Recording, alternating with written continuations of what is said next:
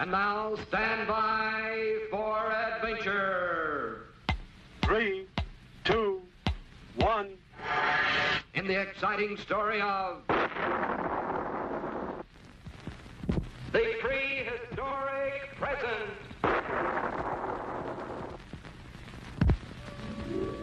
The morning sun beamed down on the entrance of the cave home of Scratch, the world's only living caveman.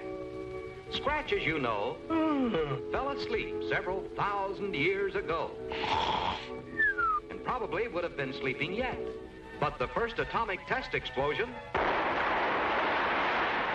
blew him right out of the past and into the present. And now, with his friends, Colonel Bleep and little Squeak, the caveman's life is filled with exciting adventures, wonderful adventures, like the time Scratch smelled smoke and saw a fiery glow inside his cave. He dashed inside to find Squeak with a giant birthday cake, all aglow with candles, just for Scratch. The happy caveman jumped for joy and made a very special wish when he blew out all the candles. And then Scratch felt sad, and big tears dripped from his eyes, for he felt sure that his birthday wish could never, ever possibly come true. For Scratch had wished to return once again to his prehistoric past, to play again with Dimples, his lovable pet dinosaur. Yes, Scratch missed Dimples very much, and now he would never see her again. But to Colonel Bleep, nothing seems impossible, and so the spaceman's birthday gift to Scratch was a golden key. The key to Scratch's wish come true, for this was the key that operated Colonel Bleep's Futomic Time Transformer, that fantastic invention which made it possible to transport anything or anybody anywhere in time or space. Quickly, the caveman hopped aboard, and Bleep adjusted the time controls to allow Scratch to visit for 1 hour with Dimples back thousands of years in the past. Squeak turned the golden key as Scratch waved farewell. Then the whole contraption suddenly vanished as it raced backwards, carrying the caveman through time. Then suddenly, there he was, back home again with Mama Scratch, Papa Scratch,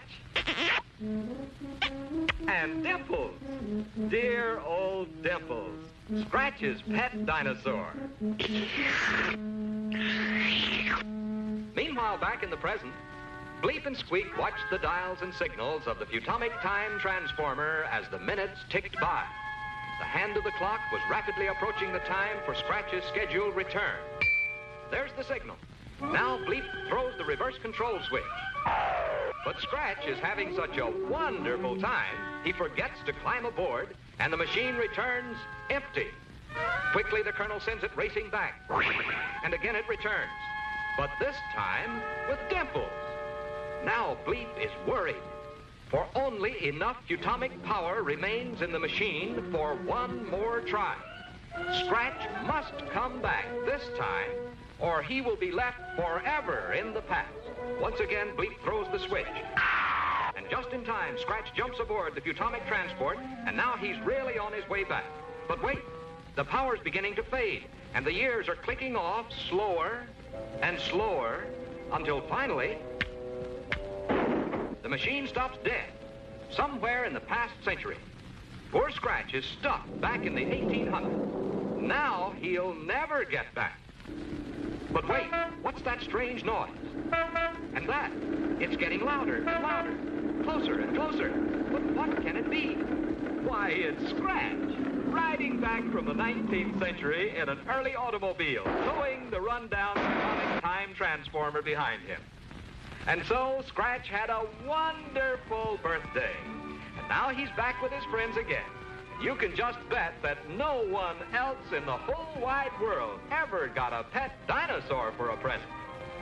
Yes, it's fun to dream about the past, but for real fun, there's no time like the present.